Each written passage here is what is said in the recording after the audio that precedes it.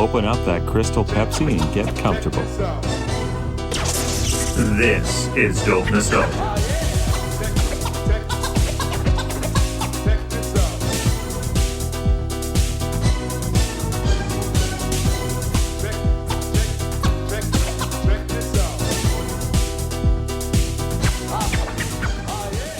It's time for another episode of Dope Nostalgia, but this is a mini episode. I'm not even giving this episode a number because what this is a little flashback to an artist that's been on the show before, 5440, the legendary Canadian rock band. Their lead vocalist, Neil Osborne, was back on Dope Nostalgia in around 2020, 2021. You can always go back in our archives, go on Spotify, Apple Music, YouTube, and check out that episode. So we found out that there's new music from 5440. Brad Merritt, bass player of the band, joins me today to update us on what's going on with everybody in 5440 and what they're working on now. So welcome, Brad. I want to take a moment just to say welcome to you, Brad. Thank you from 5440. Yeah, well, thank you for having us. Yeah, no, anytime. Now, you guys have been working really hard, and your 16th studio album is now coming out, PORTO. Tell me, Yes. tell me more about the recording process, because I understand that you guys went to Portugal to make this record happen. Yeah, well, it started long before that. We wrote the songs in last summer, summer of 2024, and then worked on them a little bit in the fall. And then just before I went to Porto, late March, Warren Livesey, who produced the record, came out from Toronto and spent 5 days with us in pre-production. And then we flew to Porto in the second week of April and spent 2 weeks at Arda Recorders in Porto and did the basic tracks and a bunch of overdubs as well, and all of Neil's vocals. So it was very old school. It was like, write the songs, rehearse the songs, play the songs live in the studio, and then, get it all done real quick. And then took the recordings back to Toronto, and Warren mixed them, and then artwork, and the whole thing was, like I say, it was like it was 1966 or something. We just were very, very quick. It was very cool. Now, what did that experience do for you creatively in the studio when did you have a lot of time to really soak in Portugal, and what made that different than a normal recording session back here in Canada? Yeah, well, we've always recorded either pretty much in Vancouver or Los Angeles. Mm-hmm. And, now that we're at our 16th record, it's like, why not do something a little different? I don't know if there's really a Portugal flavor in the record, but I'll say that the studio had, unbelievable gear, right? They had, it's an analog studio. So it's very, once again, old school, and they had lots of, vintage tube amplifiers and funky old keyboards that are, 50, 60 years old. So we had a lot of fun. We're trying to make kind of a timeless record, a record which is sort of riff rock, not so much AC/DC, more like the Kinks or something like that. I think, well, the record comes out on January 26th, and people can make up their own minds. Perfect. I understand that while you were there was a massive power blackout. How did that affect you guys? Well, we shut down that day. Yeah. So bass and drums are done by that point. So it was vocals, guitar overdubs, keyboard overdubs. And they got going, got everything set up, and then bang, about half of Spain and all of Portugal, the power went out. Huge. Oh my goodness. So, I mean, we rented a villa, right on the Douro River, looking at that iconic bridge. The album cover, people look at it, is shot from our deck patio up to this, like I say, iconic bridge built in the 19th century. And excuse me, I'm recovering from a cold here. So, So, and the photo actually is Neil walked to the studio every day. It was a couple miles, and you have to go up and around and across this bridge and then through the town to where the studio is. And it was a very blustery day. It was raining, it was windy, and Neil's walking across with an umbrella, and it's just him. He's the only one on the bridge, and everyone took photos of that. I can't remember whose photo we used, but Mhm. and that's the cover. And then shortly after that, actually, his umbrella imploded. Right, it went. So No way. he was done. So I think we rest of the band kind of Ubered over there because it was a pretty bad weather day, and yeah, he did most of the recording that day with wearing very little clothes, we'll say, until they dried out. So Uh. I think there's some photos that you can find online somewhere. Yeah. Now, what are some of your favorite tracks on the album? And tell me about the singles so far. Well, yeah, let's concentrate on that. So Virgil, which is this single, there's kind of like a digital EP that's out right now, 4 songs. There's not a song I don't like, Mm. and I think that it's a very uh, cohesive package, right? It's once again kind of old school where you can, you know, put down your record and play side one, and then flip it over and play side two, or do it on your streaming service or whatever it is. Yeah. And it's what a YouTube say and rattle and hum. It's like a what they call it, something like everyone's like a sonic journey or something like Yeah. that. Everybody laughs. It's a Yeah. little bit like that, right? Yeah. So favorite songs. I like Beautiful, all of it. It's got kind of I would call it kind of a Parisian kind of European kind of feel to it. There's kind of a bounce. You can almost hear like an accordion playing in the background kind of thing. Nice. Um, yeah, there's I like them all.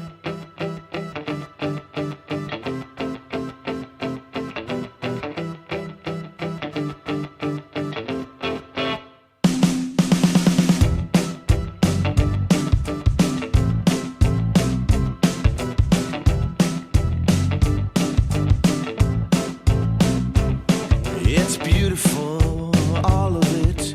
The people, the place, the idea, the dream. The cousin, the sister, the walk, the hurt. The past that's a blast that won't last. Click of the note, post the dope. Shame and the guilt, the pride and the sin so divine. Shutting out of the flame that's dancing, dancing. Same old way, it always has, same old way. La la la la, la la, la la la la la la la la, la la, la la la, and it's beautiful, all of it. Nothing lasts forever.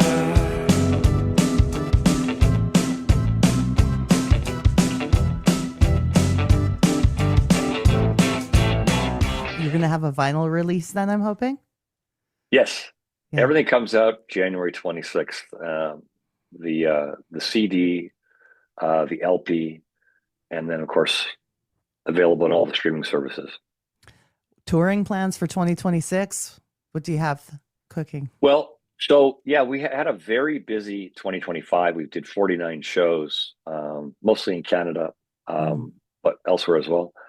And we're kind of taking it easy, Yeah. doing a lot of press as the record comes out. We've got some festival dates lined up in the summer, and people just have to stay tuned to the website if they're looking for tour dates. There'll be plenty in Canada for sure. Perfect. This is a 90s centered podcast. We like to ask our people like what kind of things happened to them back then as well. Fun stuff. Brad, did you ever join Columbia House? I did. So, I did. do you remember the experience or any of the albums or CDs or tapes you might have purchased for a penny? Yeah. So like 4 or 5 Elton John records. We're talking about the 1970s. Mm. Um, I think maybe uh, BTO, Not Fragile. Yeah. um, yeah, I can't remember. I remember they sent us a record a month because you had to commit to that. And some of Um, those I got um, uh, it was a David Bowie record, but it was an amalgamation of a couple records. It had what did it have? Golden Years on it, which obviously is from an earlier record. I think it's was it Hunky Dory that's on. But anyway, so it was a bit of a compilation. So mhm. it was good. I mean, Columbia House was, I mean, it's when you're 14 or 15 years old, and you made money from your paper route or your part-time job, and you're totally into music. It's a great gateway. And of course, the suburb that I lived in, for us to go buy records, we had to get on a bus and go into Vancouver, and which was we did a lot of that too, going to A&B Sound and A&A and Kelly's, and Oh yeah. that was what I was really into, and right until well until fairly recently, and I still buy albums from time to time, and of course listen to music like everybody else does, streaming. That would have been so fun though. Like, I mean, you guys are from Swassen, right? Yes. So like that's just such an event to go into town and see and make a day of it kind of thing, picking out Yeah. music. I love So that. yeah, and sometimes we take the afternoon off school and do that. Get Yeah. on the 601, which came right by our school, and yeah, it was like you say, if you had even $10 in your pocket, right? It's you could that in Vancouver records are quite cheap, right? And you could with $10 you could probably get two records. Hmm. So we're going back. It's back in the day, Yeah. well before the 90s. But it almost sounds to me like you actually completed your obligation to Columbia House, which would mean you're one of the very few that didn't just go into debt over it. Yeah, that's right. I remember once they started shipping me records, and I didn't want that. I had to ship them back. And Ooh. then in retrospect, I should have kept the record. One of them was Steve Miller, the Joker, Mm. and I ended up buying "Fly Like an Eagle," which was the next record. So, and I love Steve Miller. He's another one that is kind of referenced a little bit on our new record Oh, in this sort really? of well, this kind of timeless guitar riff rock kind of stuff. Hmm. Um, really trying to get to the essence of rock and roll. Can you share a memory of a show you played back in the 90s that stands out for you? Yeah. Well, we toured. We did 28 shows with Midnight Oil in Europe in Wow. 1993. Yeah. Um, so I mean, we went to so we're on a tour bus. Tour bus we got in England, and toured the whole continent. We went to all the Nordic, not yeah, all the Nordic countries, Hmm. uh, and Germany and Switzerland and the Low Countries and France and England and Scotland. And our bus was having some mechanical issues in Hamburg. We were able to nurse it from the show over to the bus repair place, and we so we're all sleeping on the bus, and then we wake up the next morning, and the bus is hoisted up, and they're doing all the work on the bus, and we get the bus ready to go about noon, and then we got to go right across Germany to Berlin, and we get there just before we're about to play, so there's no sound check, and we're all working, the crew, the band, everyone throwing stuff on stage, setting it up, and then 5 minutes later we start playing. Wow. And over 10,000 people, and it was it was an exciting show for us. Obviously, we were all pumped up just because of what we had to do. No doubt. And, yeah, enjoyed that tour immensely. And that's a real standout. No kidding. Do you find that the festival shows in Europe are unlike anywhere you've ever played before? Yes. Yeah. Yeah. Yeah. No, Europe is its own thing, and each country is its own thing, Mhm. you know, in Germany and Switzerland, you don't know, you don't get much feedback until the song's over. Oh, and then there's like lots of applause, right? Whereas in other countries, there's kind of a show of being into it as you're playing the music. So it's really kind of interesting as you're just kind of pumping it out, looking for a little positive feedback, and it's like, oh, not much is happening, but then the end it's like, yay. you're just waiting for that moment. So Yeah. they're just standing there taking it in. Yeah, Wow. exactly. Yeah. Well, thank you so much, Brad, for being on the show today. It means a lot. And I know a lot of our American listeners need to know more about what a legendary band 5440 is. You guys are a Canadian institution, and we absolutely love you. So looking forward to the new music. Naomi, I really appreciate it. And let's do it again. Anytime. I hope you enjoy Okay. the rest of your day, and You too. you take care. Thank you. Okay. Bye. Bye-bye. Bye-bye.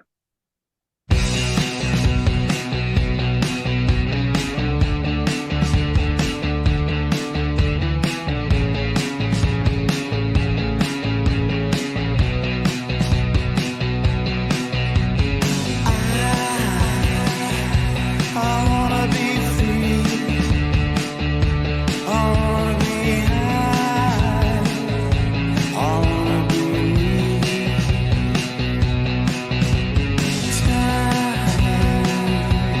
Time will tell where we're going and where we fell. Baby, baby, don't you wanna know? Baby, baby, don't you wanna flow? Baby, baby, don't you wanna just believe?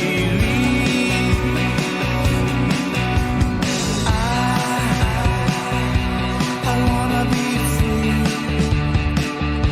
I wanna be high. I wanna be me.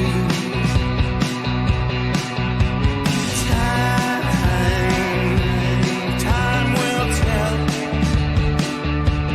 where we're going and where we fell. Baby, baby, don't you wanna know? Baby, baby, don't you wanna flow? Baby, baby, don't you wanna just be?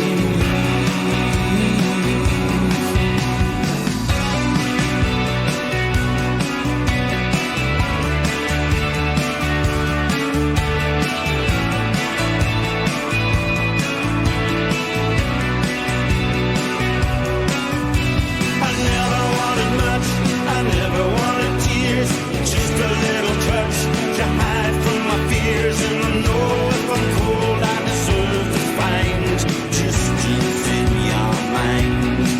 And the room after room that I find you blue when I don't have it together. Next time I see those troubled signs, I'll reach for your heart to get better. I wanna be free. I wanna be high. I wanna be me. You can follow Dope Nostalgia on Instagram at dope_nostalgia and YouTube at Dope Nostalgia Podcast. Call and leave a message on our voicemail toll free. The number is 1-888-741-9192. This podcast is licensed by SOCAN because we believe that artists should be paid for their work. Hey friends. I kind of miss getting those messages on my answering machine like we used to back in the day. What I'd really love is to hear from you, the listeners of Dope Nostalgia. This is your chance to be on the show, giving feedback, telling us what you love, what you hate, and who you'd like to see more of. Call us at our new toll-free number, 1-888-741-9192. Leave us some feedback. your message could be played on the show. So give us a call, 1-888-741-9192, toll free.